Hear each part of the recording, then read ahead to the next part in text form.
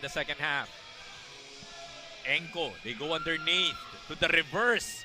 Kagiyat, a bucket. Cian Kagiyat still keeping the fight para dito sa side ng Taytay.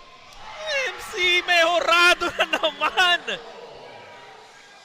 Keeping the fight, but MC, talagang may tubig pa siya pampatay ng apoy dito ng Taytay. Wow! How do you like that? That's 9 points.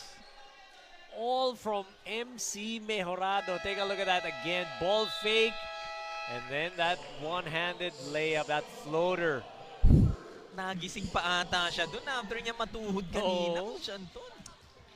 Time out muna tayo Bumulusok. with 46.6 seconds left. Malabon up by 3.